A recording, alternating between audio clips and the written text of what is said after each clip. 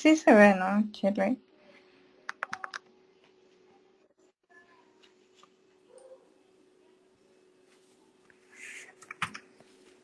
Ya.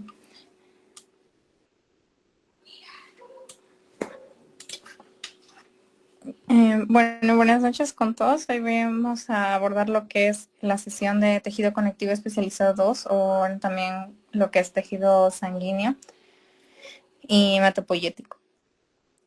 Primero vamos a comenzar a hablar sobre lo que es la sangre y ya posteriormente a abordar temas como lo son la síntesis de las células sanguíneas en lo que es la médula ósea y en también algunos otros órganos, ¿no?, en lo que son las etapas fetales o antes del nacimiento. En primer lugar, cuando hablamos de fundamentos de la sangre, tenemos que saber que la sangre es un tejido conjuntivo, por ello mismo es un tejido conjuntivo especializado, que se dice que es un tejido conjuntivo, pero fluido o líquido, ya que aparte de tener células, también tiene lo que es el plasma, ¿no?, que vendría a ser su sustancia intercelular. Entonces, decimos que es un tejido conjuntivo que está formado por células más sustancia intercelular, y en este caso de la sangre viene a ser el plasma. Además, también en una persona promedio llega a tener lo que son 5 litros de sangre, que constituirían más o menos del 7 al 8% del peso corporal, ¿no? Si tomamos en cuenta el 70 kilos aproximados que pesaría una persona. En cuanto a las funciones de la sangre, está lo que es el transporte de oxígeno, ¿no? Gracias a lo que es la hemoglobina en los glóbulos rojos, transporta nutrientes, CO2, incluso desechos. También lo que es la distribución de hormonas, aquí justo en cuanto a lo que son los órganos endocrinos. También tiene funciones de amortiguación, de coagulación, ya que ahí encontramos a los factores de coagulación, de termorregulación y de protección, ya que también en la sangre encontramos a las inmunoglobulinas cuando son secretadas. En cuanto a lo que es el plasma, se constituye lo que es el 55% de la sangre, pero bueno, antes de mencionar a lo que es el plasma o la sustancia intercelular de lo que es el tejido conjuntivo sanguíneo, tenemos que tener en cuenta que dentro de nuestro cuerpo el 60% viene a ser agua, y de ese 60% tenemos a lo que es extracelular y intracelular. En cuanto a lo que es extracelular, es el 20%, o del 20%, del 60% del agua que tenemos, el 20% viene a ser extracelular y el otro 40% intracelular. En cuanto a lo que es el extracelular, la mayoría está en lo que es el tejido intersticial y solo, bueno, 3/4 de este 20% vendrían a estar en el tejido intersticial y solo lo que rodea las células, y solo 1/4 conformando al plasma.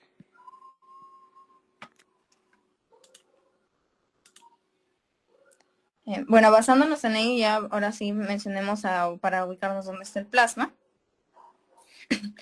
Y ahí es donde mencionamos que el plasma viene a ser lo que es el 50% de la sangre. Dentro del plasma, este está conformado no solo por agua, o sea, mayormente por agua, pero también tiene lo que son proteínas, albúmina, globulinas, fibrinógeno. Estas proteínas van a ser la mayoría sintetizadas por el hígado, también vamos a hablar de ellas más adelante, y también otros solutos como electrolitos que son vitales para lo que es el funcionamiento de nuestro cuerpo.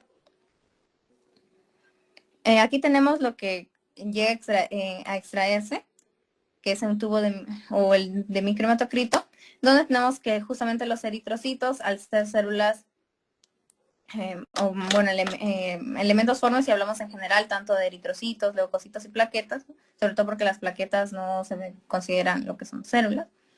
Y bueno, en el caso de los eritrocitos llegan a sedimentar debido a ser más densos en comparación con el plasma, pero eso están en la parte más inferior.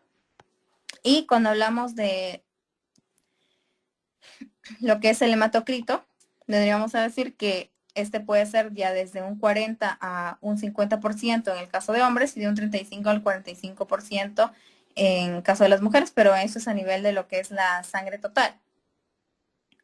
Sin embargo, cuando ya vamos subiendo, digamos, porque en el sedimento más inferior se encuentran los eritrocitos, luego viene lo que es la cubierta tromboleucocítica, tanto formada por leucocitos y plaquetas, que conforman menos del 1% de la sangre total, y finalmente lo que es el plasma, que es el 55% de la sangre total. Bueno, ahora hablamos de lo que son las proteínas que se encuentran en la sangre, como albúmina, inmunoglobulinas, globulinas no humanitarias y el fibrinógeno. La albúmina viene a ser una proteína pequeña, sin embargo, es de suma importancia ya que va a permitir que los fluidos se queden dentro de los vasos sanguíneos y no lleguen a salir provocando lo que, por ejemplo, los edema en el y no puede haber esta correcta síntesis de la albúmina.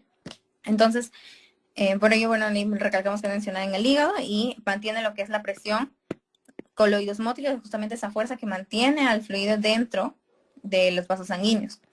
Luego pasamos con lo que son las inmunoglobulinas. Las inmunoglobulinas son más grandes que la albúmina y en este caso van a ser sintetizadas por lo que son las células plasmáticas y conforman parte de lo que es la inmunidad humoral, ¿no? Bueno, recordemos que hay una inmunidad tanto celular, que se encarga, o de ellas se encargan más lo que son los linfocitos T, y una inmunidad humoral por las células plasmáticas sintetizadas por linfocitos B.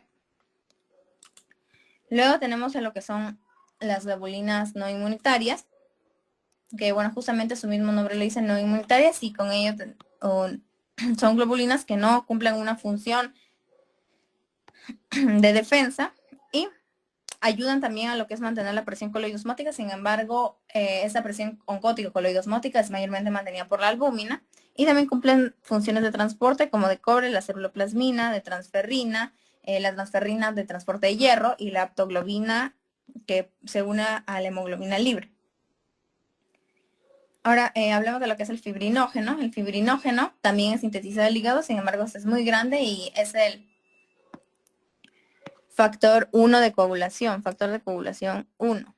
Es activado por lo que es la trombina, ¿no? Nosotros tenemos cuando la trombina se encuentra activada, activa lo que es el fibrinógeno y lo convierte en fibrina. Y justamente esta fibrina va a poder formar el coágulo, que vendría a ser parte de lo que es ya la hemostasis secundaria, ¿no? Posterior a la formación, ocurre posterior a la formación del tapón plaquetario, ¿no? Cuando ya está consolidado el coágulo, y incluso luego ya vendría la actúa lo que es el factor 3 y se forman los entrecruzamientos de fibrina.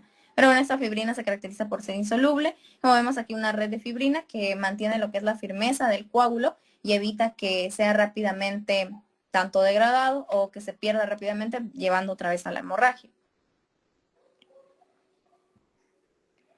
Ahora, también es importante conocer cuál es la diferencia entre plasma y entre suero, ¿no? Hemos visto ya que el plasma constituía casi la mitad de la sangre, o el 55% de la sangre.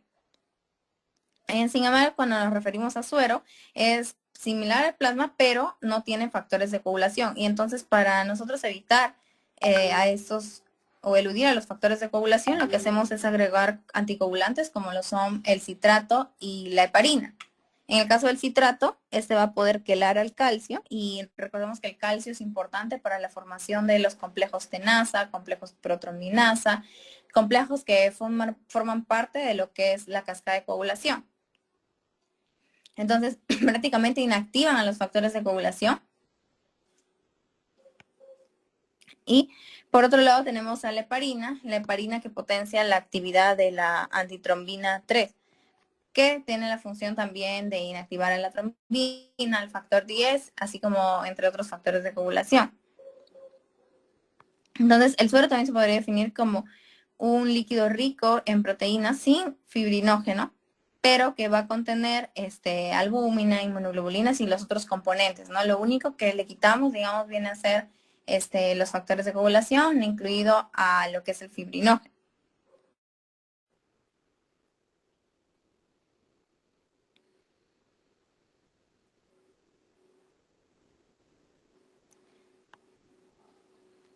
En cuanto a lo que es ya la formación, o para preparar el frotis sanguíneo, tenemos que agregar lo que es una gota de sangre directo al portaobjeto. Bueno, aquí vamos al portaobjeto y aquí tenemos al cubreobjeto. El cubreobjeto y el portaobjeto, agregamos lo que es una gota de sangre directa al portaobjeto. Luego extendemos y secamos al aire, ya que posteriormente vamos a teñir principalmente con lo que es el colorante Bright. Y la idea para observar el frotis, o lo que podemos observar, mejor dicho, en el frotis, principalmente son los eritrocitos, ¿no? Que se ven ahí en el fondo. La mayoría de esos son eritrocitos que tienen justamente lo que es una palidez central, Tienen esta característica de tener una palidez central y también otras características que son células bicóncavas que carecen de núcleo. Ahora, en cuanto a lo que es un recuento que podamos hacer,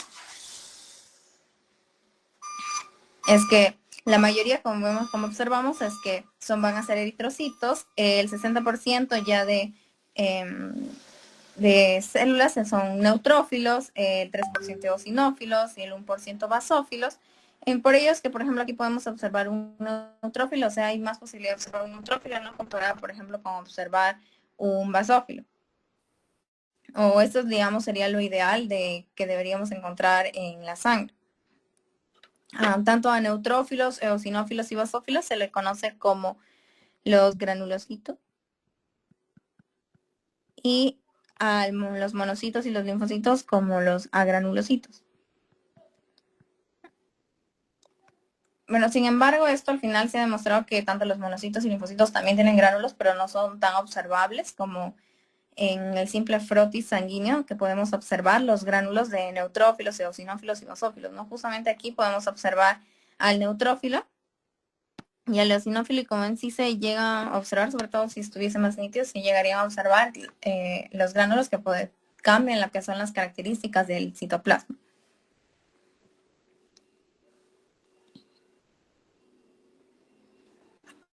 Ahora ya vamos a entrar a hablar de cada una de las células que hemos mencionado. En cuanto a lo que son los eritrocitos, estos se caracterizan por ser bicóncavos.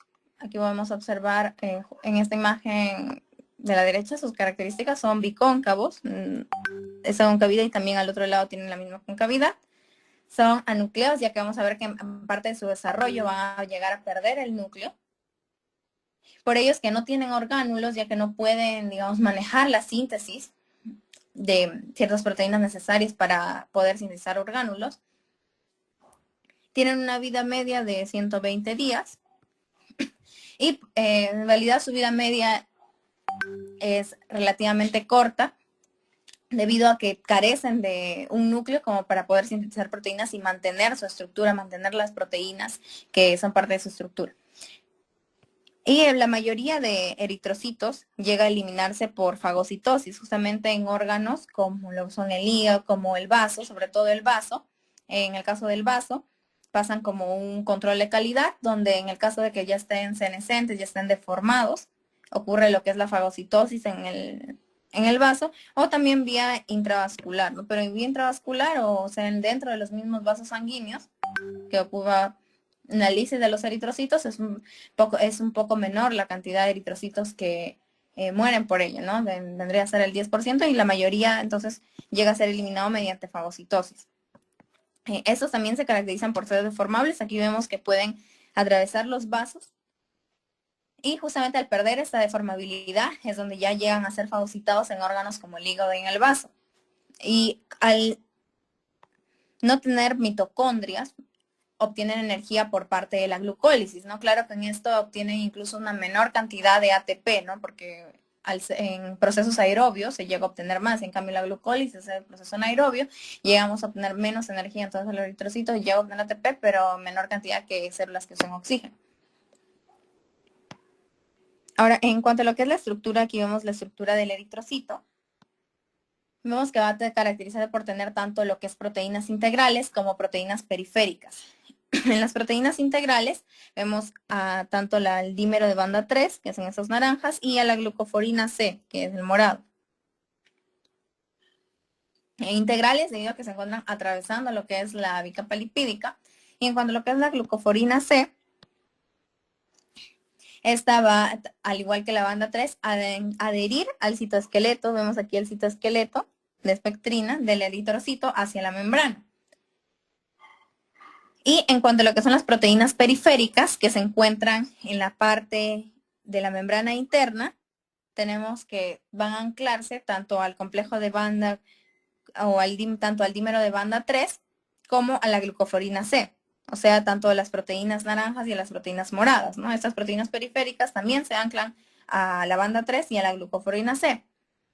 Entonces ahí vamos a tener dos complejos aquí como proteínas periféricas. Aquí hablamos de todo lo que aquí está dentro del eritrocito, en la parte superficie interna de la membrana. tenemos al complejo de banda 4.1 y el complejo de anquirina. El complejo de anquirina se caracteriza por tener tanto lo que es la banda 4.2, la proteína banda 4.2 y la anquirina, mientras que lo que es el complejo de banda 4.1 tiene proteínas como la banda 4.1, la tropomiosina, la tropomodulina, la actina, la ductina y la dematina. Todas ellas se anclan a lo que es la glucoforina C, ¿no? Como, bueno, como aquí se puede observar claramente esto en la imagen.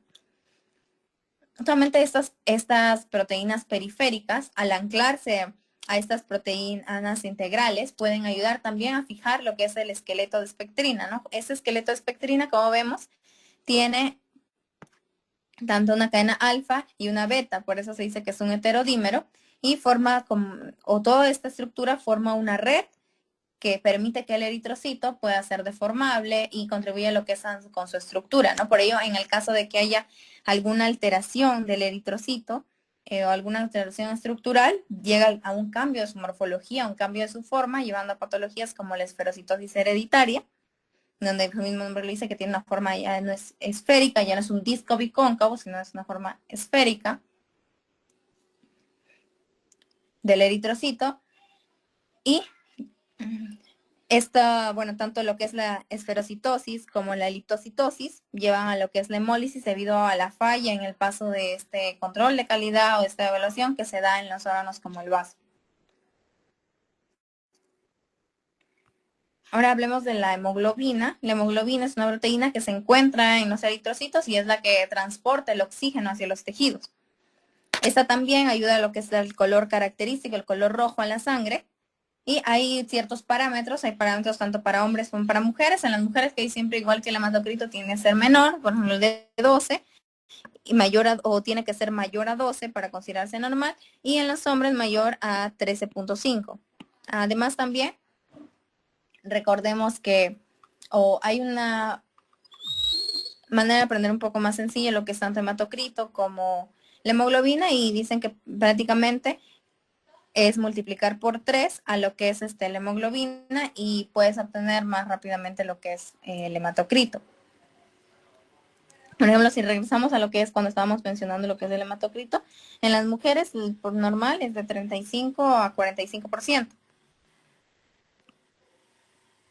Si multiplicamos el hemoglobina, que es 12 por 3, nos llega a dar un número de 36, entonces que se consideraría dentro de lo normal, ¿no? Entonces, bueno, es un poco más rápido cómo podemos calcular el hematocrito a base de la hemoglobina y viceversa, ¿no? Sin embargo, son conceptos totalmente distintos, ¿no? El hematocrito vendría a ser el porcentaje de la sangre total, que son glóbulos rojos, y la hemoglobina es una proteína que se encuentra dentro de estos glóbulos rojos, que es la encargada de transportar la sangre. Aquí también tenemos bueno, aquí si seguimos observando lo que es la estructura de la hemoglobina, tiene dos cadenas alfa, dos cadenas beta, y va a tener justo una estructura donde hidrófoba, donde va a poder alojarse lo que es el grupo hemo. El grupo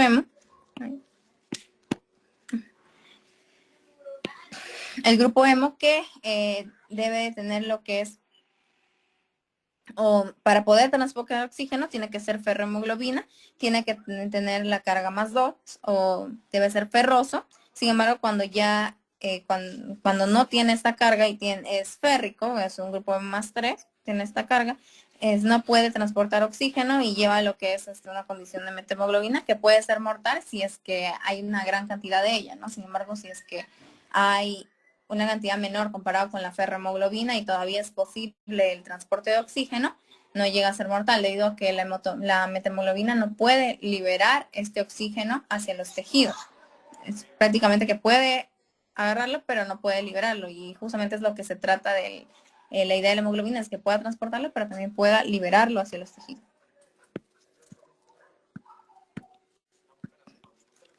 Bueno, aquí también vemos que está graficado lo que es el grupo M con hierro.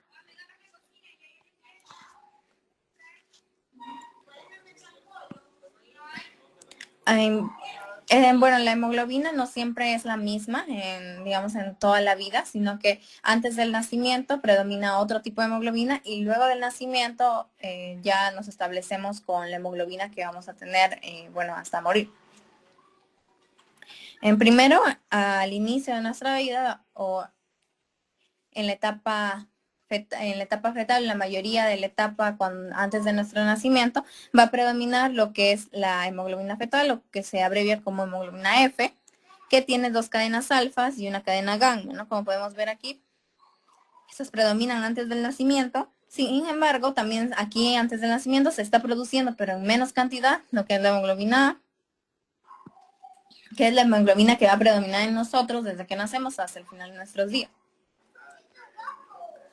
Una vez que ocurre el nacimiento, ya disminuye la síntesis o al partir del primer mes ya no hay síntesis de hemoglobina fetal, como vemos aquí, y ya predomina lo que es la hemoglobina A, ¿no? Y también un mes antes del nacimiento comienza la síntesis de lo que es la hemoglobina A2, que tiene cadenas delta, tiene dos cadenas alfa y dos cadenas delta, como podemos ver aquí, y constituye menos del 3% de la hemoglobina, ¿no? Porque ya que nuestra hemoglobina en adultos es mayormente hemoglobina A en un 96% y es menos del 3% una hemoglobina A2.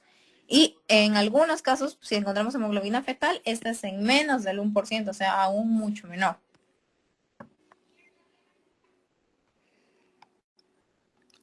También existe lo que es una patología llamada la drepanocitosis, o también conocida como anemia drepanocítica, que ocurre por una mutación puntual, una mutación en un solo aminoácido que llega a cambiar lo que es un glutamato por valina. El glutamato, al ser un aminoácido polar, un aminoácido hidrofílico, al cambiarse por la valina, que es un aminoácido hidrofóbico, provoca grandes cambios estructurales que llegan a darle al eritrocito esta forma, que es la característica forma de hoz. Al tener esta forma, puede llegar, digamos, esta forma de hoz le da cierta rigidez, y esta rigidez al pasar, digamos, sobre todo por vasos sanguíneos más pequeños, por la parte de la microvasculatura, puede originar trombos y llegar a causar ictus o isquemias en tejidos. Además, también al tener esta característica de ser más rígido, tiene menos flexibilidad, es menos funcional, por lo que tiene una menor vida media, ya que llega a ser fagocitado. Y por ello es que cuando existe esta hemoglobina S, esto también conlleva en anemia.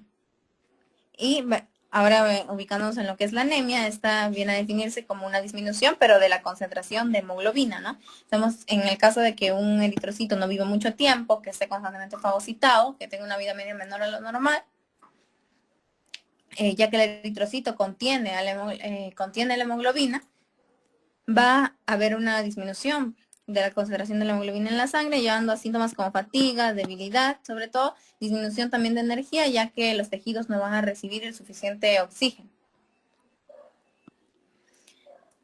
Ahora hablemos de lo que es el sistema ABO. Bueno, cuando habíamos visto lo que es la estructura del eritrocito, así como las proteínas integrales, sobre todo a estas proteínas integrales, como vemos aquí, se encuentran fijados los antígenos de los grupos sanguíneos, que en su mayoría, bueno, están conformados por hidratos de carbono o carbohidratos. Aquí tenemos tanto lo que es el antígeno O, al antígeno A y al antígeno B.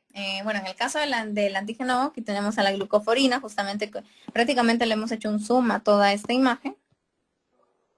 A toda esta imagen le hemos hecho un zoom y vemos aquí los antígenos de cada grupo sanguíneo, ¿no? En el caso, por ejemplo, del antígeno O, ese va a terminar en lo que es N-acetilglucosamina, el antígeno A en N-acetilgalactosamina y el antígeno B en la galactosa. Además, también en una persona que tiene antígeno O va a tener anticuerpos tanto para lo que es antígeno A y antígeno B, o sea, anti-A y anti-B. Una persona que tiene antígeno A va a tener anticuerpos contra lo que es el antígeno B, o sea, anti-B, y en una persona con antígeno B va a tener anticuerpos contra el A, o sea, anti-A. Y entonces en el caso que hay un grupo AB, este no va a tener anticuerpos, ¿no? Porque al no tener, por ejemplo, en el caso del grupo AB anticuerpos, o no tener, digamos, anticuerpos en el suero, este va a poder donar solo a grupos de sangre AB, pero es el receptor universal. O sea, solo puede donar a su mismo grupo sanguíneo. Sin embargo, es el receptor universal, ya que cualquier tipo de sangre, antígeno A, antígeno B, antígeno O, no genera anticuerpos contra ese tipo de sangre. Y por el contrario, el O pasa sumamente lo contrario, ¿no? Bueno, aquí en este cuadro está esto. El antígeno, el grupo sanguíneo AB es el receptor universal, sin embargo, y el O es el donador universal. El antígeno O es el donador universal, ya que no tiene ni antígeno ni A ni B. Entonces, en el caso de que cualquier otro tipo de sangre tenga anticuerpos contra antígeno A o B, al el O no tenerlos, no va a ocurrir ninguna reacción de hemólisis ni a ninguna destrucción de los glóbulos rojos donados. Ahora pasemos a otro sistema, así como el sistema ABO, también existe lo que es el sistema RH. Y en el caso del sistema RH se caracteriza por un RH positivo y un RH negativo. En el caso de un RH positivo significa que se tiene sobre todo lo que es el antígeno D. Este antígeno D va a ser importante en lo que es la enfermedad que se llama la incompatibilidad RH, que provoca lo que es la eritroblastosis fetal. Y se basa cuando una madre es RH negativo y un feto es RH positivo. En el caso de ser la madre RH negativo, el feto RH positivo, cuando hay un primer contacto, sobre todo al momento del parto, ocurre una sensibilización. O sea, la madre se expone a los eritrocitos del feto y a la madre ser RH negativo no contiene el antígeno D, entonces su cuerpo va a crear anticuerpos o sea, crea anti-D. ¿Y quién tiene antígeno D? Es el feto, que es RH positivo. Entonces, una vez aquí menciona que se crea lo que es el anticuerpo anti-D o el anti-D, cuando ya hay un segundo contacto o un segundo embarazo, ya existen esos anticuerpos que pueden viajar hacia el torrente sanguíneo del feto y llegar a lo que es ocasionar la hemólisis, llevando lo que es la eritroblastosis fetal y, si es que no es tratado, a la pérdida del feto. Eso, en cada, digamos, en el segundo embarazo hay más riesgo que en el primero, en el tercero hay mucho más riesgo y conforme va avanzando hay mucho más riesgo ya que hay mayor sensibilización por parte de la madre. Otro dato también aquí es lo que es la hemoglobina glucosilada. Como sabemos, lo que es la hemoglobina, bueno, los glóbulos rojos que contienen hemoglobina viven 120 días. Entonces, este resultado de hemoglobina glucosilada, el mismo nombre lo dice, la hemoglobina unidad glucosa, va a servir por 3 meses, ya que posterior a ello se debería tomar otra prueba, ¿no? Digamos un valor que es certero dentro de los 3 meses. Y lo normal, ahora según las nuevas guías de lo que es la ADA, es que debemos de tener una menor a 5.7%, es considerada normal, sin entrar a los rangos de prediabetes o de diabetes. Sin embargo, al tener una hemoglobina glucosilada más de 5.7 hasta lo que es 6.4, hablamos de prediabetes. Y si es que ya es mayor de 6.5, hablamos de diabetes.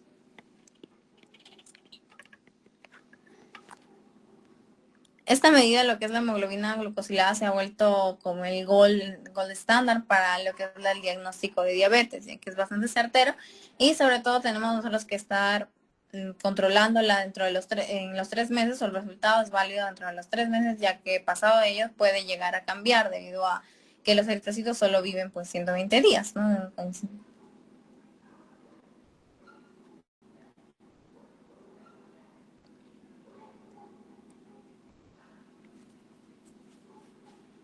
ahora hablemos ya habiendo mencionado los eritrocitos, de los leucocitos. Los leucocitos, como había mencionado, pueden ser granulocitos. Ahorita vamos a mencionar los granulocitos y al final los agranulocitos. Entre eso, cuando abrimos el hemograma, los neutrófilos predominan dentro de los leucocitos, siendo estos los agranulocitos o bueno, los leucocitos más numerosos, y se caracterizan por tener lo que es un núcleo multilobulado, como vemos aquí. Sin embargo, este núcleo al inicio, cuando son inmaduros, se observan más como un callado, así. No hay esta clara división de los lóbulos del núcleo, y conforme ya va madurando, se aumenta lo que es el número de lóbulos. Su núcleo, además, se caracteriza por tener lo que es heterocromatina, aquí más condensada, en la periferia, y eutecromatina en el centro. Además, también tenemos a lo que es el corpúsculo de Barr, es una heterocromatina facultativa. El corpúsculo de Barr o la cromatina sexual también la podemos encontrar aquí en los neutrófilos. No sé si... aquí está, aquí se observa. Que viene a ser lo que sea de heterocromatina facultativa. Dentro de estos neutrófilos tenemos también 3 tipos de gránulos: los azurófilos, que son gránulos un poco más, que no son específicos de los neutrófilos; los gránulos secundarios, que son específicos; y otros gránulos como los gránulos terciarios. En los gránulos azurófilos, estos tienden a ser más densos, los específicos menos densos, y en los azurófilos encontramos enzimas como la mieloperoxidasa, y en los específicos enzimas como la colagenasa, gelatinasa, fosfolipasa. Justamente esas enzimas facilitan la migración a través de la matriz, ya que destruyen componentes de la matriz, son como enzimas proteolíticas que facilitan el avance y la migración de los neutrófilos. Aquí tenemos una imagen con lo que está mencionando sobre los gránulos de los neutrófilos. Ahora, cuando hablamos de migración, de estos neutrófilos que migran hacia el lugar del tejido donde surge la inflamación, ya que son la primera línea de respuesta, y esto tiene un proceso de migración. Primero, lo que es el rodamiento. Bueno, imaginemos que los neutrófilos se encuentran en la sangre y van a una cierta velocidad debido al flujo sanguíneo. Entonces, primero tienen que tener una adhesión un poco más débil para poder disminuir la velocidad de rodamiento. Y esto justamente ocurre ya que el tejido inflamado va a expresar tanto selectina P como selectina E. Y estos van a tener o mediar lo que es la unión breve con la parte del neutrófilo, que es Cialis-Lewis, y con la selectina P y selectina E, disminuyendo lo que es la velocidad de rodamiento y generando lo que es un primer contacto o una adhesión débil. Posteriormente, las células endoteliales que están sufriendo la inflamación secretan lo que son las quimiosinas, y estos ayudan a que los neutrófilos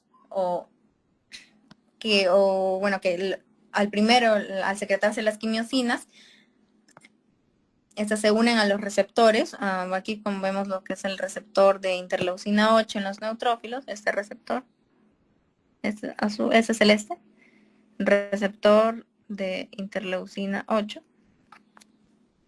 Estas interleucinas se unen a sus receptores en el neutrófilo y provocan que ya lleguen a lo que es una unión más fuerte. Una unión más fuerte que está mediada tanto por lo que es integrinas como por las proteínas ICAM. Entonces, si recapitulamos, tenemos que se expresa selectina P y selectina E en el endotelio inflamado. Estas se unen al antígeno Cialis-Lewis que se encuentra en el neutrófilo, estableciendo lo que es una adhesión débil. Luego, hay secreción de quimiosinas por parte del tejido inflamado, y estas quimiosinas se unen a sus receptores, como aquí está el receptor de interleucina 8, que es este celeste en el neutrófilo, y media lo que es la expresión de integrinas, que son estas moradas, estas de acá, de integrinas, para que justamente puedan unirse proteínas ICAM, en sus siglas ICAM, del endotelio, para ya tener una adhesión más fuerte. Hasta ello, eso todo lo que ocurre antes de la diapedesis, que es cuando ya hay paso, ya atraviesan lo que es el endotelio, como podemos ver aquí. Y esto justamente sucede gracias a moléculas como la heparina como histaminas que aumentan, sobre todo la histamina, la permeabilidad vascular. Al aumentar la permeabilidad vascular, sobre todo favorece lo que es el transporte paracelular, que es gracias a la descomposición de iones celulares, y el transporte también transcelular también puede ser realizado. El transporte transcelular que se basa como en la creación de un poro en la célula endotelial. Todo ello con el fundamento de que el neutrófilo pueda migrar, aquí como vemos, pueda migrar hacia lo que es el lugar de la lesión. Y esto es gracias también a moléculas quimiotácticas que orientan hacia lo que es el foco de la inflamación, el lugar de la lesión. Una vez que el neutrófilo ha llegado hacia el lugar de la lesión, ocurre lo que es la fagocitosis. Esto, sin embargo, puede variar, o sea, no siempre es por el mismo mecanismo, ya que el neutrófilo tiene receptores de la fracción constante, tiene receptores de complemento, receptores fagocíticos y receptores tipo TOL. Aquí podemos ver los diferentes tipos de receptores, ¿no? Receptores tipo TOL, que reconoce patrones moleculares asociados a patógenos. Receptores, bueno, los carroñeros son los fagocíticos. Receptores de complemento. Y receptores de la fracción constante también de los anticuerpos. Todo ello puede, como vemos aquí, llega a lo que es la fagocitosis, formación del fagosoma, luego unión con el lisosoma, formación del fagolisosoma, y luego a la digestión posterior, formación del cuerpo residual y expulsión de estos detritos mediante exocitosis. Sin embargo, una vez formado el fagolisosoma, existen no solo un mecanismo, sino hay dos mecanismos de muerte, que uno es dependiente de oxígeno y otro es independiente de oxígeno. En el que depende de oxígeno tenemos que vamos a utilizar a lo que es a la enzima NADPH oxidasa. Esta NADPH oxidasa va a utilizar el oxígeno. Aquí vemos que es esta de color marrón, utiliza el oxígeno y convierte al oxígeno en un anión superóxido. Este de aquí, en anión superóxido. Convierte el oxígeno en anión superóxido y el anión superóxido junto con un protón, ya que también esta fagolisosoma cuenta con una bomba de protones, se convierte en un peróxido. Este peróxido, otra vez lo vemos aquí, junto con cloro y un protón, gracias a la mieloperoxidasa, que es este cuadradito naranja, la mieloperoxidasa, también es una enzima que encontramos en los gránulos azurófilos, forma lo que es el hipoclorito. O el ácido hipocloroso.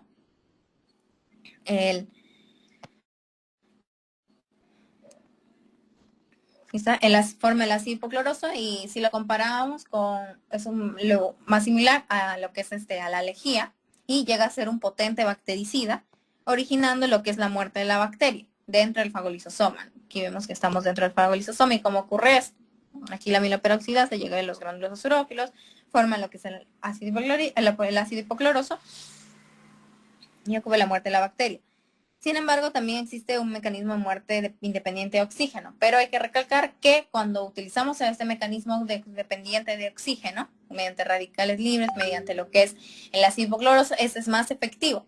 Por ello es que si utilizamos el que es independiente de oxígeno, gracias a lo que son las enzimas que se encuentran ya en los gránulos del neutrófilo, estos pueden llegar a atacar la estructura bacteriana, sin embargo no son tan efectivos como el anterior método mencionado. Y entonces, en el caso de que una persona no tenga o genéticamente haya nacido con deficiencia en lo que es el mecanismo dependiente de oxígeno, lleva la enfermedad granulomatosa crónica, que es la formación de granulomas, o sea, de encapsulación de las bacterias, ya que el cuerpo, al no poder destruirlas, las encapsula, las aísla de los tejidos, y justamente esos son los granulomas, esas estructuras que se forman, similares o confundidos con tumores, y lleva también a infecciones recurrentes por bacterias. Pasemos ahora a lo que son los eosinófilos. Estos, cuando realizamos el hemograma, constituyen del 3 al 5% y son activados por lo que son las inmunoglobulinas y que tienen sus receptores para estas inmunoglobulinas y se activan en condiciones de alergias, de parasitosis. Además también abundan en lo que es la lámina propia de la mucosa intestinal. Y como vemos aquí, se dice eosinófilos ya que son afines al colorante eosina, ya que van a tener aquí en lo que son sus gránulos, tienen gránulos también azurófilos y específicos. En sus gránulos específicos tienen a la proteína básica mayor y a proteína catiónica de eosinófilo. Esta proteína básica mayor viene a ser una helmintotoxina,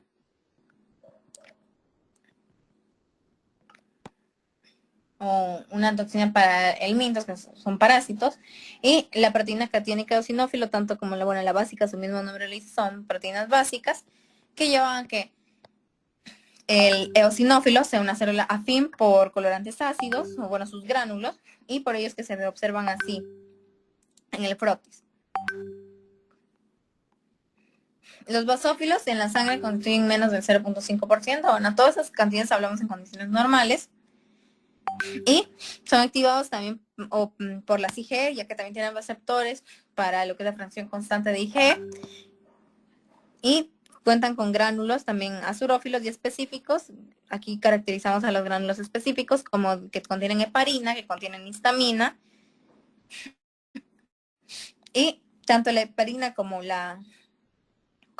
tanto la heparina como la histamina dan la característica de que sean basófilos o afines a colorantes básicos, ya que, como podemos observar aquí, sus gránulos prácticamente cubren todo el citoplasma y por ello se denominaron basófilos, ¿no? Afines a colorantes básicos como la hematoxilina. Por el contrario, los eosinófilos afines a colorantes como la eosina.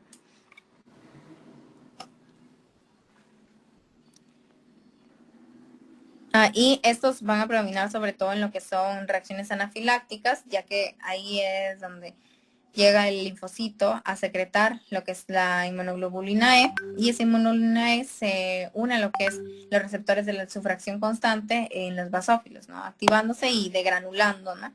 Por ello es que en reacciones anafilácticas observamos lo que es, o parte de ello, es la ruborización o enrojecimiento, por así decirlo, ya gracias a lo que es esta vasodilatación por parte de la histamina, ¿no? Es parte, digamos, de los síntomas, así como la broncoconstricción, ¿no? Si hablamos también, estos gránulos de los basófilos contienen leucotrienos, provocando contracción de vías respiratorias. Entonces, más o menos, recapitulando lo que son los neutrófilos, están en la primera línea de defensa. Los eosinófilos aparecen más en infecciones parasitarias o las llamadas parasitosis, y los basófilos en reacciones anafilácticas. Ahora sí pasamos a hablar de lo que son los agranulocitos. Aquí tenemos a los linfocitos y a los monocitos. Los linfocitos, hay linfocitos pequeños, hay linfocitos medianos y linfocitos grandes. Los linfocitos pequeños son los más abundantes, y dejando que hay una menor cantidad de medianos y grandes, ¿no? Los grandes sobre todo son los natural killer, que más adelante vamos a hablar de ellos, y son células principales del sistema inmune. A su vez también hay otros tipos de linfocitos. De ellos más a destacar lo que es la diferencia entre los linfocitos T, tanto CD4 como CD8. Aquí tenemos los dos tipos de linfocitos. El linfocito CD4 trabaja como lo que es el complejo mayor de histocompatibilidad tipo 2, o la célula presentadora de antígeno, que presenta ese antígeno, presenta esa fracción del antígeno en lo que es el complejo mayor de histocompatibilidad tipo 2, y así es como es reconocido por el receptor del linfocito TCD4. Y por el contrario, el linfocito TCD8 lo trabaja con el complejo mayor de histocompatibilidad tipo 1, ¿no? Este es el complejo que se encuentra en las células que le presentan antígeno al TCD8. Y lo que había mencionado, lo que es el linfocito NK, que tiene la capacidad de destruir virus, células con virus, o células tumorales, y secretan interferón gamma. Además, también hay unos linfocitos reguladores que tienen una función diferente a los demás, ya que suprimen la respuesta inmune. Y bueno, también otros tipos que también se mencionaron. Luego tenemos otras células llamadas los monocitos, que también son parte de los granulocitos, y son los precursores del sistema fagocítico mononuclear, es decir, ellos al migrar desde la sangre a un tejido se diferencian y, por ejemplo, en el hígado tenemos a la célula de Kupffer. O sea, cuando se diferencian en cierto tejido adquieren un cierto nombre y esto hace que sean parte del sistema fagocítico mononuclear, ¿no? Sin embargo, los monocitos, al todavía no estar diferenciados en estas células en determinados tejidos, todavía son precursores de ese sistema. Son los leucocitos más grandes, que es otra característica, ¿no? Recordemos, los más abundantes neutrófilos, los más grandes los monocitos, y tienen gránulos también azurófilos. Además, también el núcleo, como vemos aquí, eso sí es una característica propia de ellos, que tiene una escotadura pronunciada. Aquí podemos ver esta escotadura pronunciada, una escotadura pronunciada. Tiene forma riñonada, aquí también vemos su forma riñonada o en herradura. Ahora sí pasemos a hablar de lo que es las plaquetas, que son elementos formes, ya que son fragmentos en sí de una célula más grande que se llama el megacariocito. Las plaquetas se van a caracterizar por tener 4 zonas, una zona periférica, una zona estructural, una zona de orgánulos y una zona membranosa. Aquí vemos a lo que es la zona periférica, conformada por una membrana, un glucocálix, todo lo que está en la periferia, una zona estructural que la sostiene, que le da su forma, en forma de disco a la plaqueta, que contiene microtúbulos, actina, miosina, en la zona de orgánulos. Ahí es donde contiene, digamos, es una de las que más vamos a hablar, ya que contiene los gránulos, sobre todo los más importantes, los gránulos alfa y los gránulos delta. Los gránulos alfa contienen fibrinógeno, contienen el factor de von Willebrand, entre otros como plasminógeno.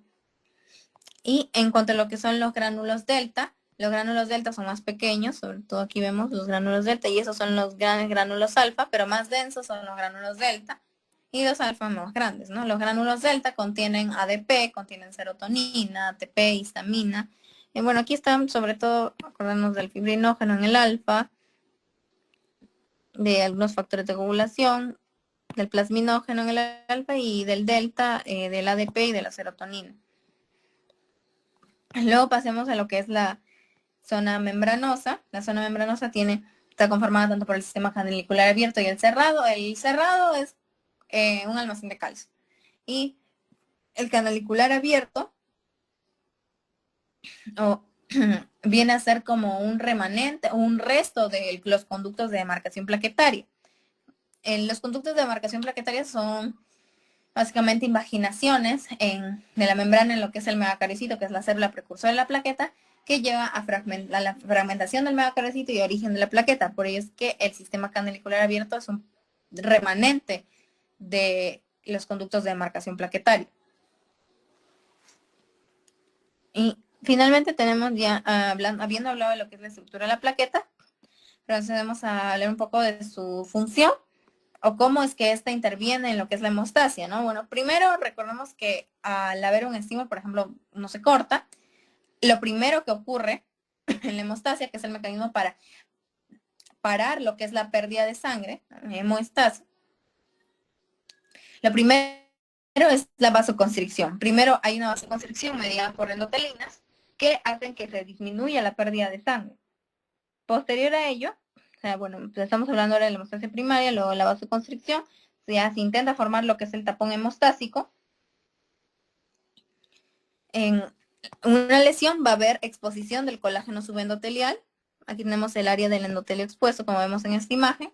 Hay la exposición del colágeno subendotelial y este colágeno expuesto se une a receptores en las plaquetas, presentes en las plaquetas, como el GP1B. Este GP1B lo hace a través del factor de von Willebrand, que es este de acá verde. Y el otro receptor, que es el GP6, lo hace directamente según el colágeno expuesto. Bueno, una vez que ya hay la unión al colágeno expuesto, la plaqueta se activa. Y bueno, con activarse, me refiero a que va a poder liberar sus gránulos. Bueno, eso es un proceso un poco más complejo, que saben lo que es el tema de hemostasia, pero a grandes rasgos, una vez que se une ese colágeno hacia los receptores de las plaquetas, hay una vía de señalización a proteínas QQ que aumentan el calcio disponible dentro de la plaqueta y llevan a la exocitosis de sus gránulos.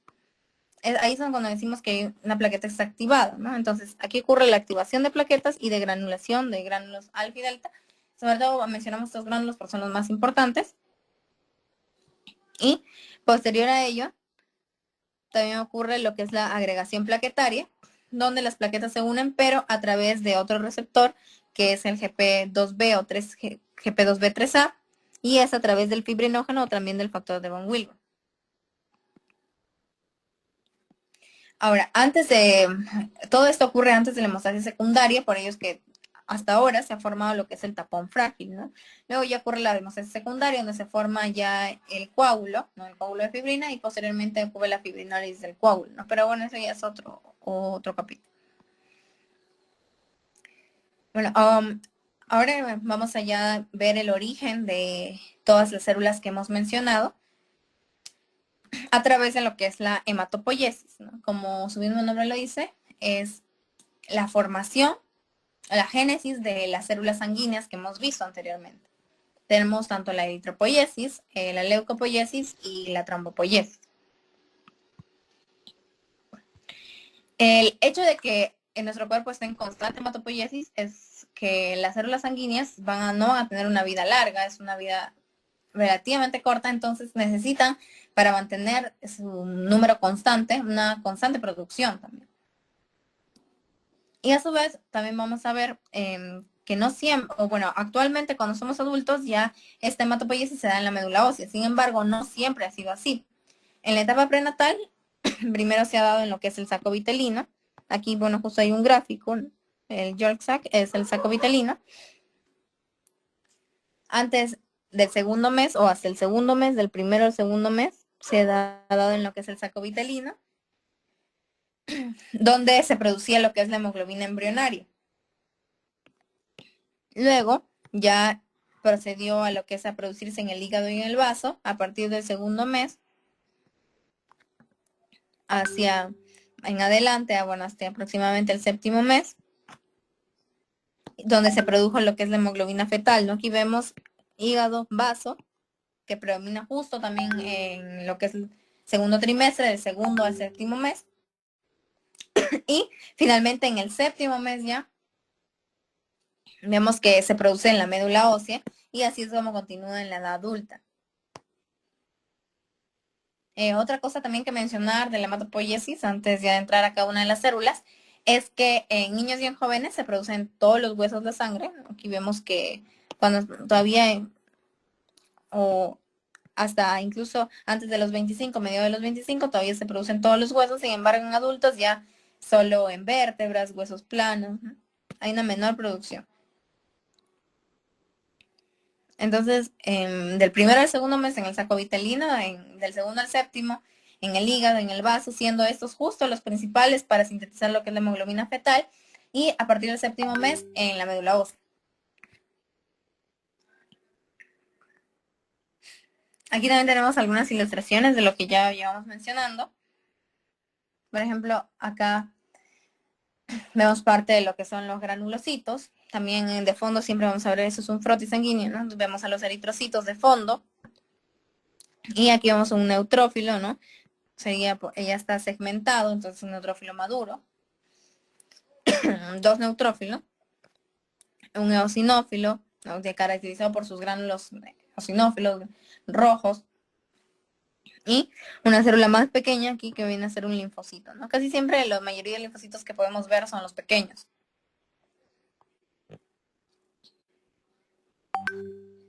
Y bueno, aquí también tenemos otras láminas donde se puede observar lo que es la etapa hepática hematopoiesis, ¿no? En el hígado de un feto. Sin embargo, bueno, a cuestiones de la facultad, más se prioriza lo que es la observación de láminas de frotis sanguíneo, ¿no? Como esta. También, bueno, en los exámenes prácticos. Pero en el Atlas, ¿no? También incluyen incluso de la vida prenatal.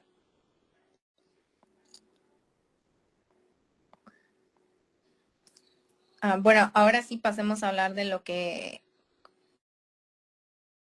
de cada una de las células, tanto granulocitos y granulocitos. Pues empezamos diciendo que todo parte de la célula madre hematopoyética, o la CMH, que es una célula multipotente. No, aquí vemos a lo que es a la célula madre hematopoyética también. Aquí.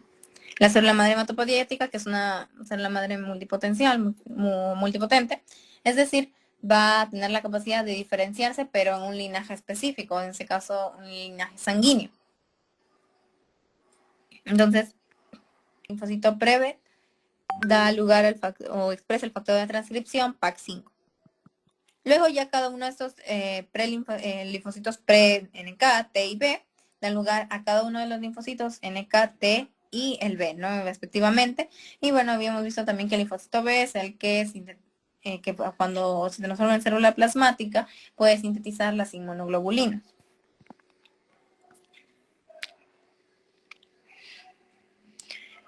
Bueno, estas citoquinas son numerosas porque hay cada una de ellas para una célula específica, pero bueno, aquí están más las principales, ¿no?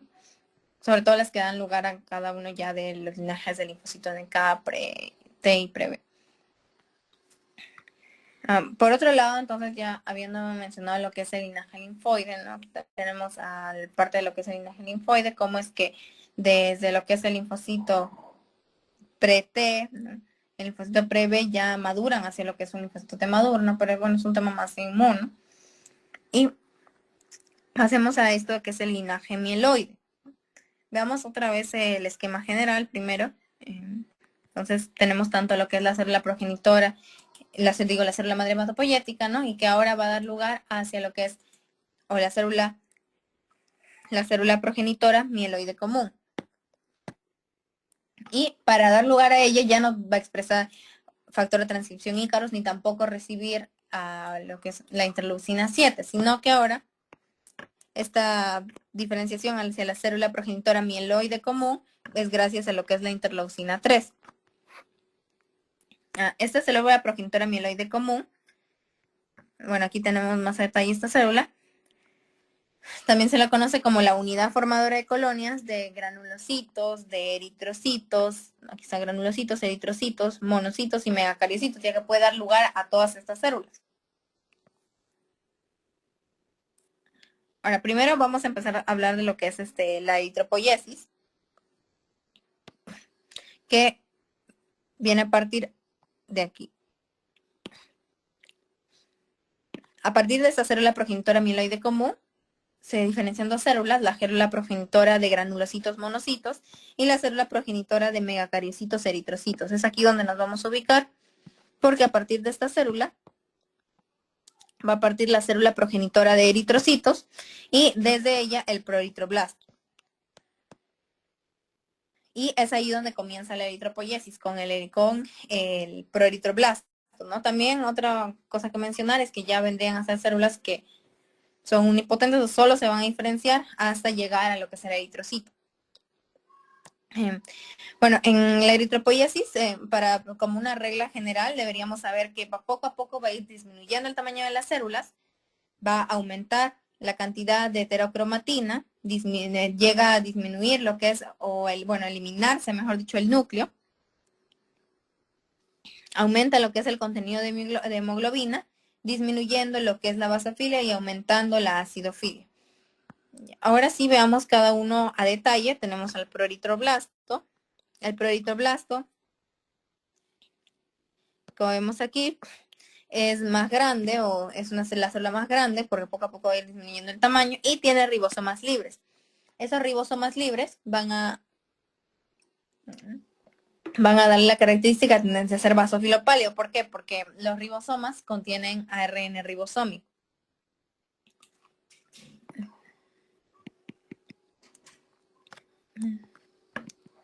Tienen ARN ribosómico y este ARN se caracteriza por ser de carga negativa que se une a colorantes básicos. Luego tenemos al eritroblasto basófilo. El eritroblasto basófilo se llama basófilo porque al tener poliribosomas va a ser mucho más basófilo. Sin embargo, el núcleo aquí ya comienza a disminuir, es núcleo más pequeño, ¿no? En comparación de lo que es el proeritoblasto, que era un núcleo más grande. Y en el eritroblasto basófilo, que es algo importante recalcar, comienza la producción de hemoglobina. Sin embargo, donde va a haber más cantidad de hemoglobina es en el policromatófilo.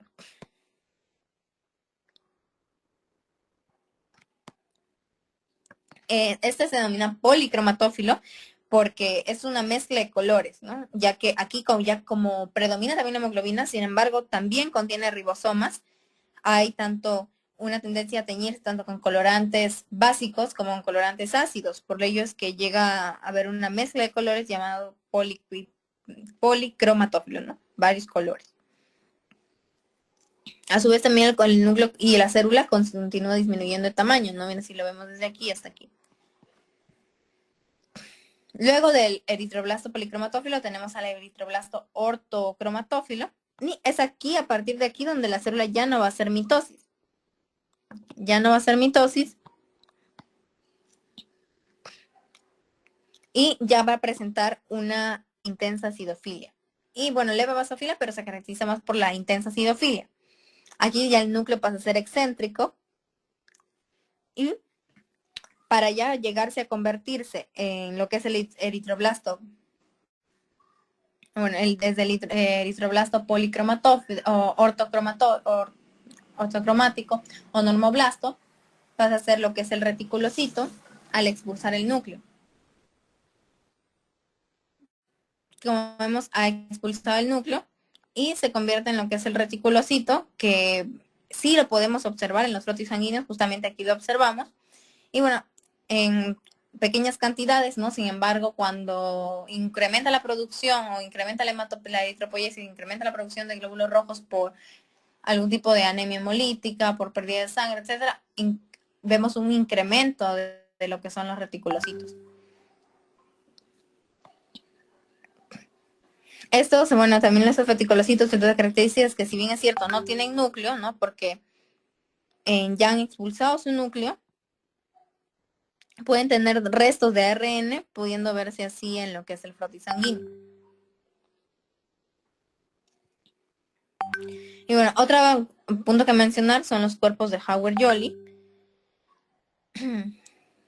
que vendrían a ser los restos del ADN nuclear, ¿no? Que en condiciones normales son, aquí los cuerpos de Hauer-Jolly son eliminados en el vaso, ¿no? Cuando todavía hay fragmentos de ADN nuclear, ya que cuando el eritrocito o la célula final no debe de tener, digamos, ningún tipo de ADN, es una célula nuclear. Y finalmente llegamos al eritrocito, que ya hemos mencionado sus características.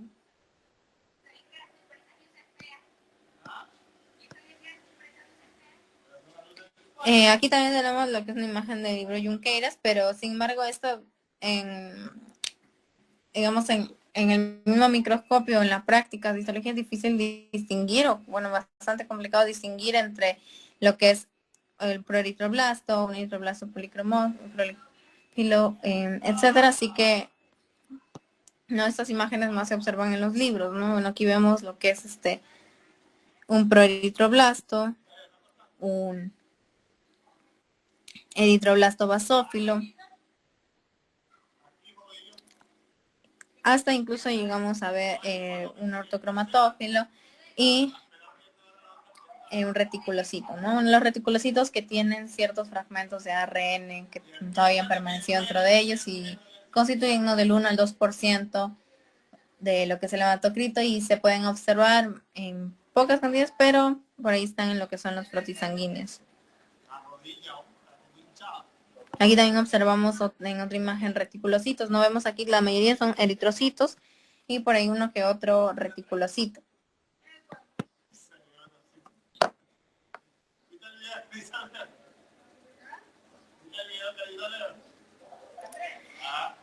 Bueno, ahora sí ya vamos a lo que es la megacariopoiesis, porque bueno, ya hemos hablado de lo que es la eritropoiesis, la célula progenitora de la eritropoiesis.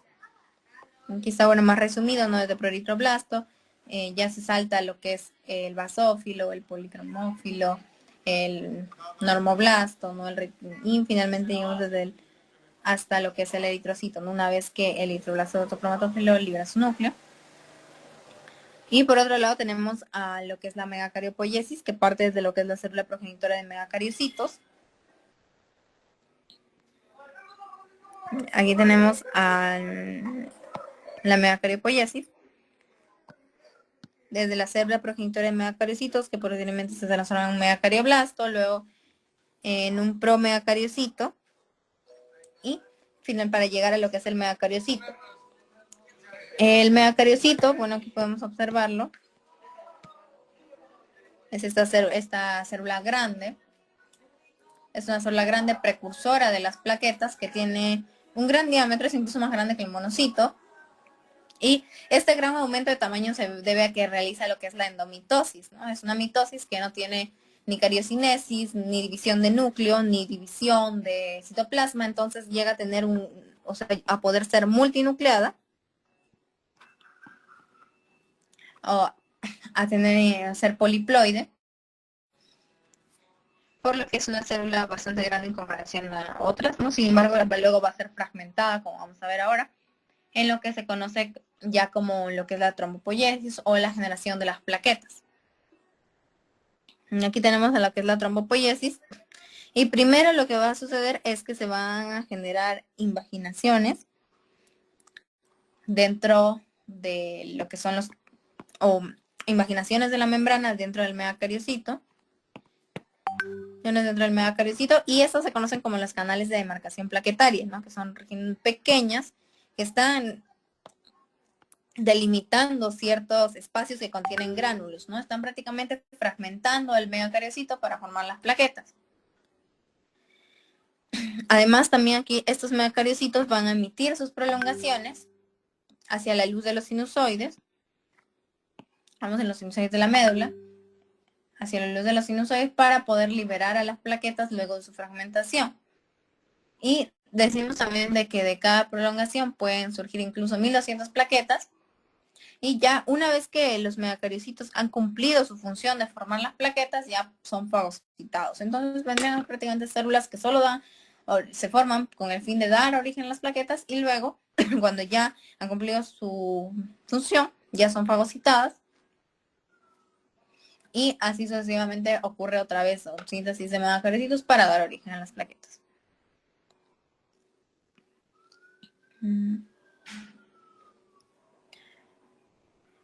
Bueno, continuando, tenemos también, ya habiendo hablado sobre lo que es la célula progenitora de megacaricitos y eritrocitos, ya que hemos hablado tanto del origen de cada uno de ellos, vamos con lo que es la célula progenitora de granulocitos, monocitos, que son tanto los granulocitos y los agranulocitos.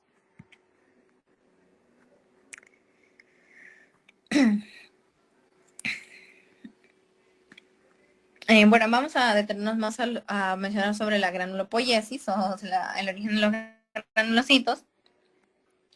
Y tenemos que, luego de esta célula progenitora de granulocitos monocitos, se diferencia en lo que es, o para seguir lo que es la línea de los granulocitos, en un mieloblasto. O sea, todos los granulocitos van a partir de un mieloblasto.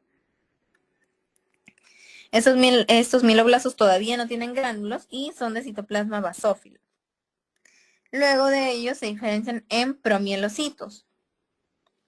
El promielocito ya tiene gránulos azurófilos,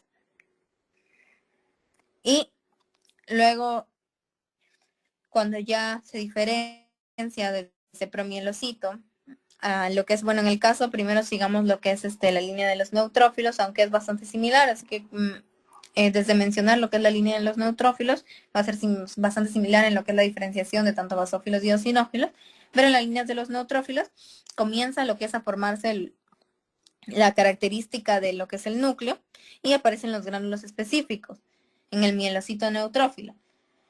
Luego, en lo que es el metamielocito neutrófilo,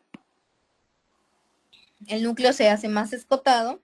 Aquí podemos ver que ya presenta una escotadura. Y los granulocitos específicos predominan sobre los azurófilos. Luego tenemos que ocurre lo que es la generación de la célula en banda o encallado, que tiene forma de U o herradura. Eso de estas células sobre todo se observa aquí al inicio del esquema. Mm.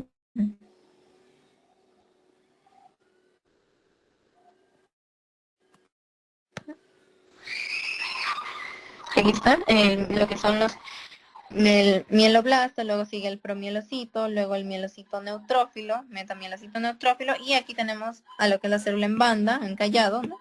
Que tiene como similar una herradura, ocurre en lo que es la generación de los neutrófilos. Y bueno, finalmente, porque, bueno, aquí no estaba, esta se la habían omitido esa célula, pero finalmente después de ello ya dan lo que es el neutrófilo maduro. Bueno, otra característica es que a partir de lo que es el mielocito neutrófilo es el último que puede hacer mitosis, luego ya no se puede hacer mitosis, ¿no? Similar a lo que pasaba cuando hablábamos en el caso del eritrocito con el normoblasto, ¿no? Este ya no podía, a partir del normoblasto ya no se podía hacer mitosis. Bueno, en el neutrófilo maduro ya hemos hablado de sus características, pero recordar que cuando está más, tiene más lóbulos, significa que es más maduro, o que ha estado más tiempo y es más joven cuando todavía se encuentra sin menos lóbulos, ¿no? Sin menos separación. Y bueno, es similar esta diferenciación tanto en lo que es los eosinófilos, basófilos, ya que primero son basófilo o eosinófilo, mielocito, digo, eosinófilo, basófilo, luego metamielocito, para dar lugar a la célula ya madura. Bueno, veamos un poco la médula ósea, ya que al fin y al cabo todas estas células son sintetizadas allí. Esta va a tener una parte tanto de estroma y otra de parénquima, ¿no? La parte del estroma vendría a estar conformada por tanto vasos sanguíneos, por sinusoides, por células adventicio reticular. Sobre todo esta célula es importante ya que va a dar sostén a las células de la médula. No solo no solo cumple esa función estructural, sino también puede sintetizar citoquinas, promoviendo la diferenciación de cada uno de los linajes, promoviendo la diferenciación, ¿no? De la célula mieloide, linfoide, y a su vez cada una de ellas, en lo que hemos visto al final en las células que encontramos en el hemograma, y también sintetiza fibras reticulares. Entonces es una célula que sirve tanto para la diferenciación como también, bueno, es útil para lo que es el sostén de la médula. Y bueno, luego veamos en lo que es el sinusoide, ¿no? El sinusoide, eso sí, se va a caracterizar por tener una lámina basal discontinua y adventicia incompleta, ya que va a permitir la migración de las células sanguíneas originadas aquí en la médula hacia la sangre. Y ahora veamos acá lo que es, un poco más de detalle, la migración de células sanguíneas. Todo comienza a partir de lo que es la compresión tanto de membrana plasmática abdominal y luminal. En este caso no tenemos que lo hace con con el objetivo de poder formar un poro. Bueno, transitorio, ya que más es solo con la función de realizar lo que es diapedesis, poder pasar a través de las células endoteliales, de crear un poro temporal que no llegue a romper el vaso, pero permita la migración.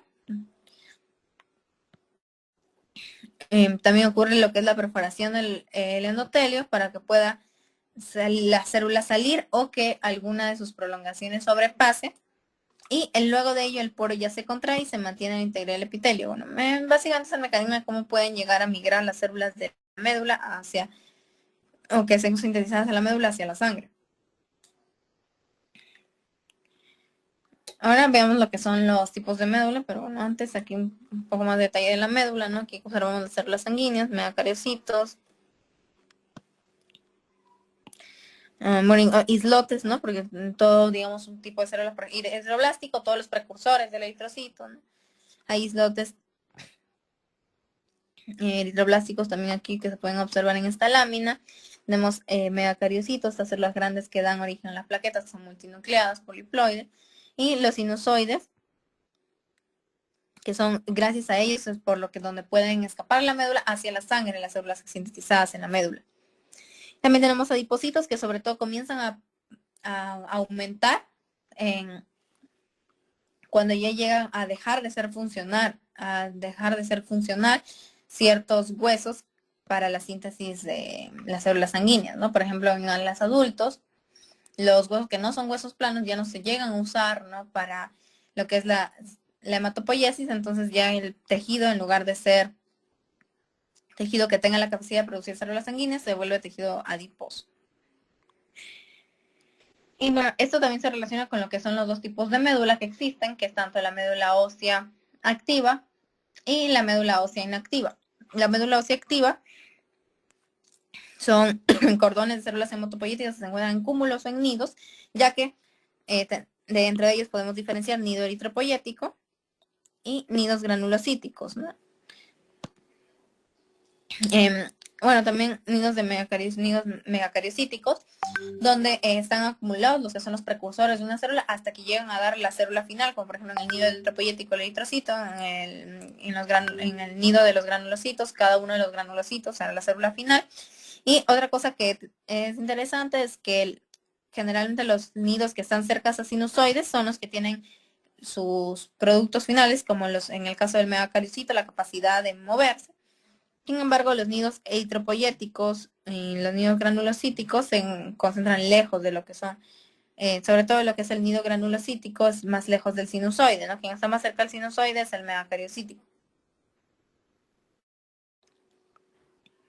Y en cuanto a lo que es una médula ósea roja inactiva, la vemos, lo que había mencionado, en huesos largos adultos, o sea, cuando ya el tejido adiposo ha sustituido a la médula ósea roja.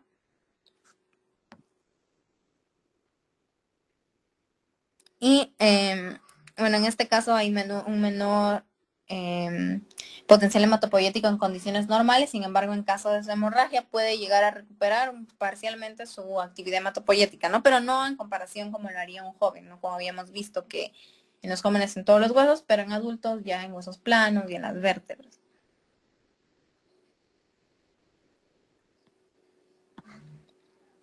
Y bueno, aquí también observamos un frotis de médula donde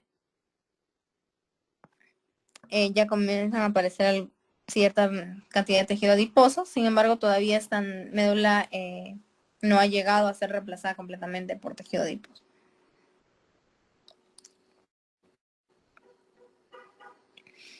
Bueno, ya habiendo hablado sobre la teoría, ¿no? Como histología es un curso también que implica lo que es la observación de láminas, vamos a describir brevemente algunas de estas láminas. Y bueno, aquí observamos lo que es una vista panorámica, ¿no? Una vista a un gran aumento, no es una vista detallada, ¿no? Por eso no se pueden apreciar también cada una de las células, pero es de médula ósea roja. Aquí observamos trabéculas óseas, ¿no? Bones, en inglés, huesos, trabéculas óseas, que están rodeadas por tejido hematopoyético activo. Estos espacios claros que vemos aquí corresponden a lo que son los adipocitos. Y bueno, observamos también sinusoides, ¿no? Bueno, vasos sanguíneos, que pues justamente por donde van a migrar las células maduras a la sangre. Aquí observamos lo que es ya un gran aumento, ¿no? A un neutrófilo, ¿no? Y de fondo se encuentran los eritrocitos, ¿no? Como podemos ver, si revisamos las medidas también que se encuentran aquí en la diapo, los neutrófilos son más grandes que los eritrocitos, ¿no? Y es que justo lo que se observa en este campo. Este neutrófilo es multilobulado, es decir, es un neutrófilo ya maduro. Luego, aquí observamos también un neutrófilo segmentado, un neutrófilo maduro, que también se encuentran de fondo los glóbulos rojos.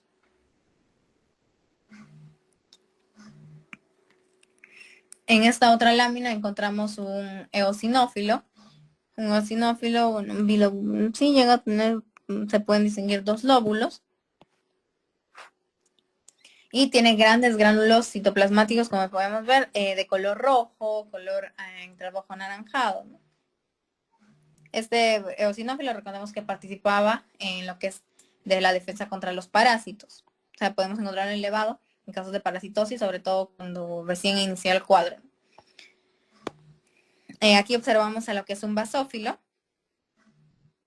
Esta célula, para observarle un frotis es menos frecuente, ¿no? Porque recordemos que es menos del 1% cuando sacamos el hemograma.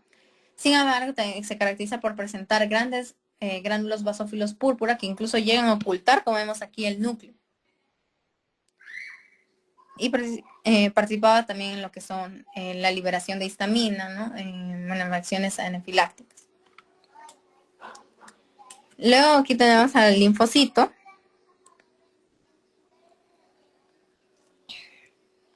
Un linfocito que se caracteriza por tener un gran núcleo, un núcleo incluso que ocupa, o tiene una mayor proporción, ocupa en la célula que el citoplasma. Y bueno, aquí en la siguiente hoja tenemos a lo que es un monocito. El monocito, habíamos mencionado que en el hemograma es la célula de mayor tamaño. Aquí la vemos, es más grande, incluso si lo comparamos con el neutrófilo aquí, es más grande. Y tiene un núcleo arriñonado, ¿no? Con una escotadura. El monocito también no habíamos mencionado que cuando ya se diferencian los tejidos, se diferencia, por ejemplo, en el hígado, la célula de Kupffer, un macrófago, ¿no? Y cuando se diferencia es parte del sistema fagocítico, mononuclear. Aquí podemos observar plaquetas. Las plaquetas son mucho más pequeñas que los glóbulos rojos, ya que son fragmentos de célula, ¿no? Y generalmente son como puntitos morados que vamos a encontrar cerca y están casi siempre todas juntas, ya que se liberan, por ejemplo, son, 1200 por prolongación de un megacariocito, entonces las encontramos todas juntas y son como puntitos que se encuentran también en el campo. Aquí también tenemos otra vez un corte de médula ósea, ¿no? En médula ósea vemos sinusoides, pero aquí encontramos una mayor cantidad de tejido adiposo. Sin embargo, tampoco es que todavía encontramos, digamos, un tejido funcional, encontramos cordones hematopoyéticos todavía. Y encontramos aquí vasos sanguíneos.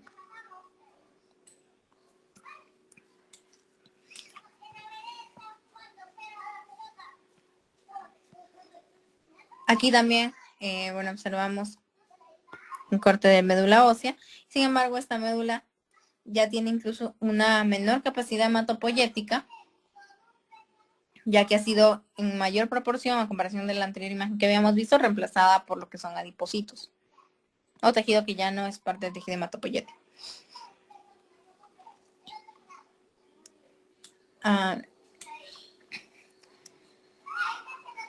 Luego,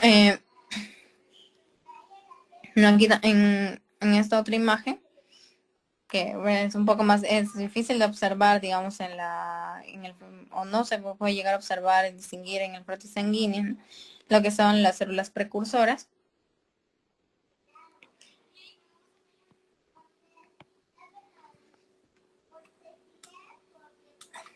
Y vayamos a lo que son ya más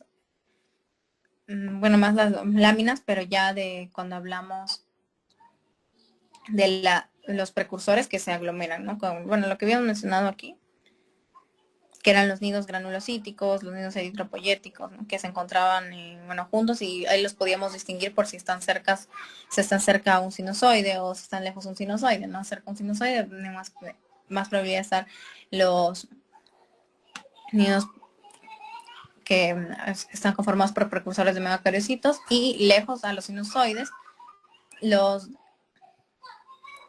nidos que no forman megacariocitos, ¿no? Como los precursores de los granulocitos.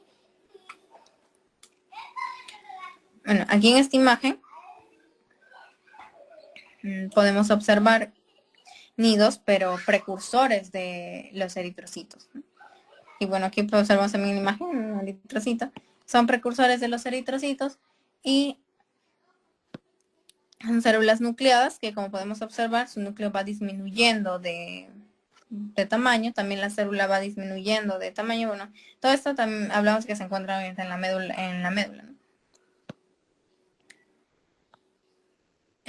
¿no? Las células nucleadas con un citoplasma inicialmente basófilo, van progresivamente volviéndolo más eosinófilo por el aumento de la hemoglobina, ¿no? Hasta llegar a expulsar el núcleo y verse ya como eritrocitos.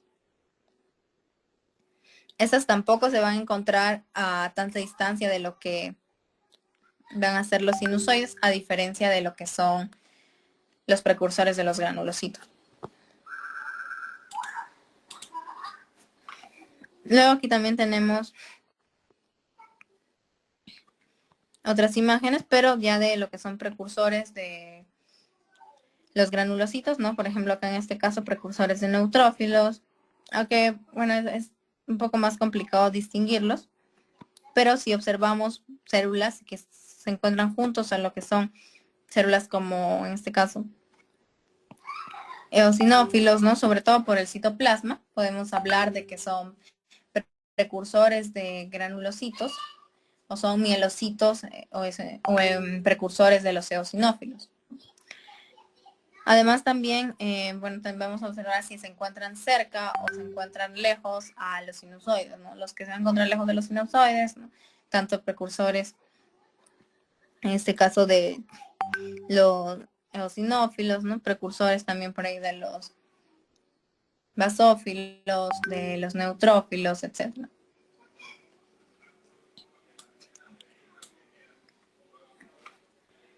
Bueno, en este caso de acá, en esta imagen, creo que es un poco más tener cuidado con o fijarnos si se encuentran cerca o no un sinusoide y también distinguir, digamos, las características de las células, sobre todo las células finales o las células ya maduras, o por ejemplo las que están señaladas aquí con flechas, ¿no?